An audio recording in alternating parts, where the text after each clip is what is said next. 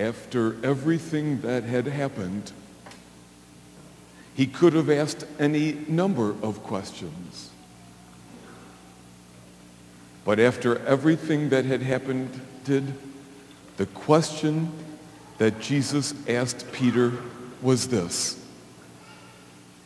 do you love me? Do you love me? And I think Peter's answer mattered very much to Jesus.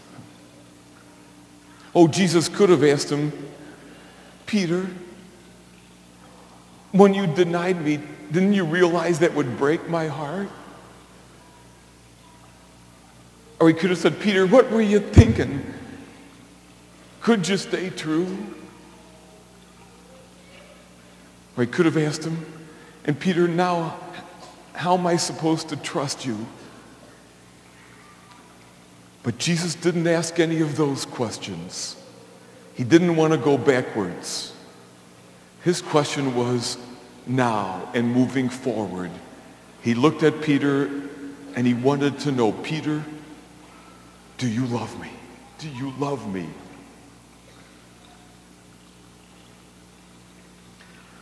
There are all kinds of questions that Jesus could ask us this day.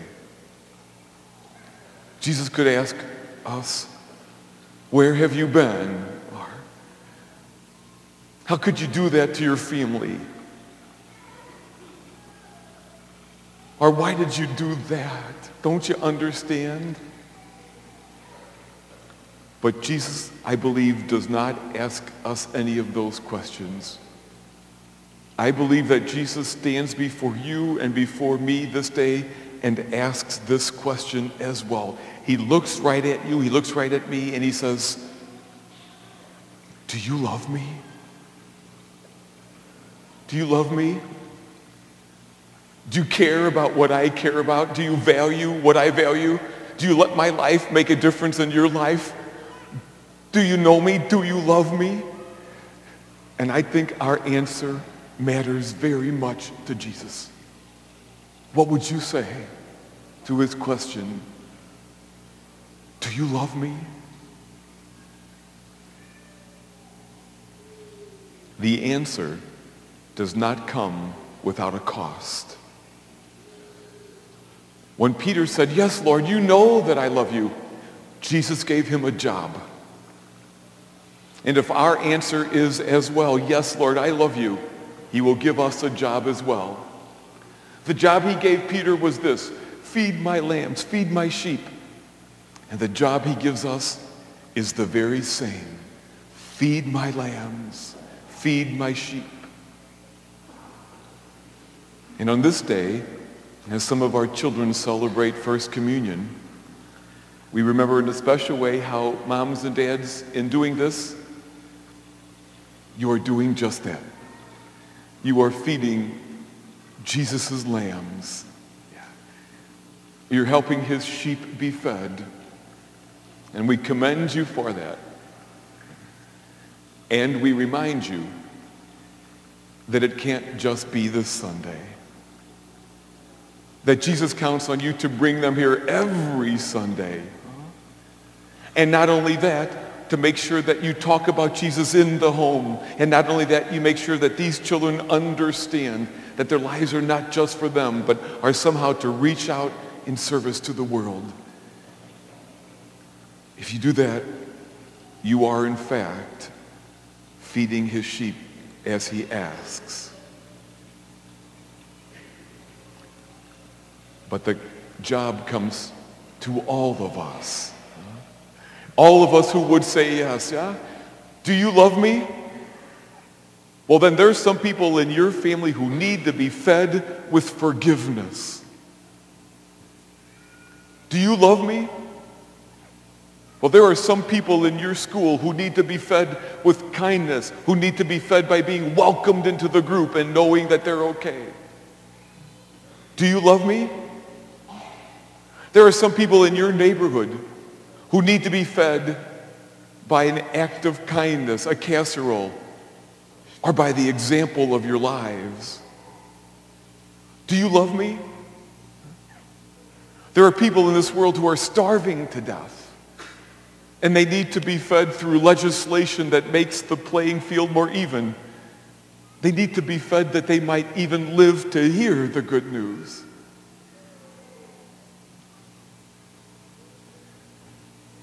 I believe if we could see Jesus today, he would stand before you, me, each of us, and look us right in the eye and ask that question. Do you love me? Do you love me?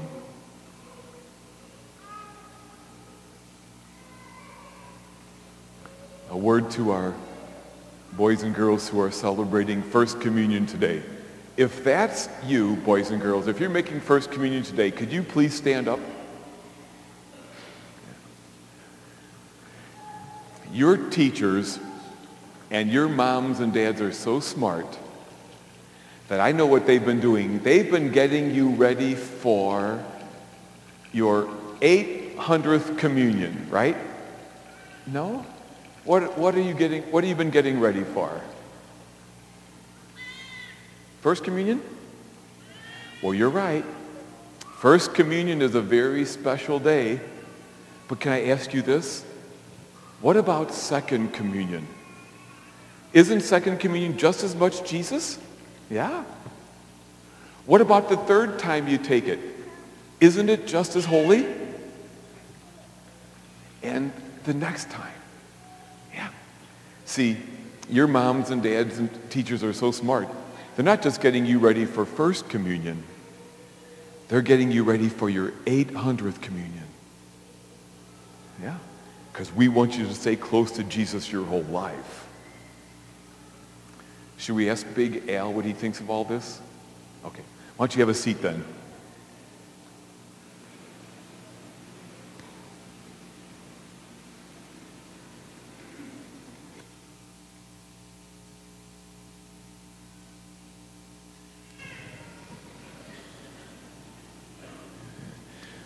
Hello, well, hello, buddy. How are you? Great. What's this? Big Al. These boys and girls are going to celebrate and receive communion today. Cool. What's that? Okay. Big Al, communion is when we take bread and bless it, and it becomes Christ's body. Whoa. Broken. Yeah, but it's broken. Like his body was broken on the cross for us. Whoa. And what? Then what? Big Al, then we take the cup of wine and bless it, and it becomes Christ's blood for us. Whoa.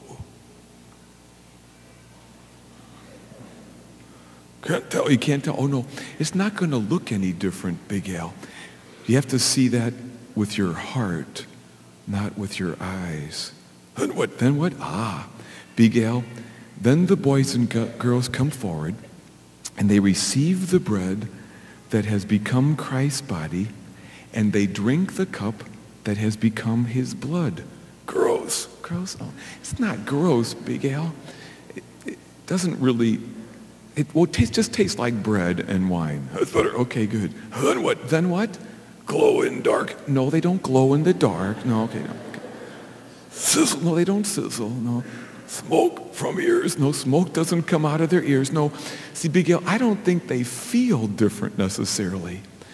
Hardly ever do you feel different, but the main thing is that we be different. Then what? Then what? Yeah, because then comes the hard part. The hard part is after we receive communion, we've got to go out of here and be more like him. Whoa, cool. It's way cool. Bye. Yeah. And boys and girls, in just a moment, you'll come forward and you will receive bread, but it's more than bread. It is Christ's body broken. And then you drink from the cup, And it's more than wine.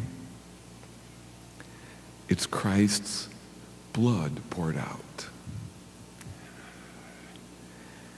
And then I don't think you'll glow in the dark. I don't think you'll feel different. But we pray that you will be different. That you will be more like Jesus.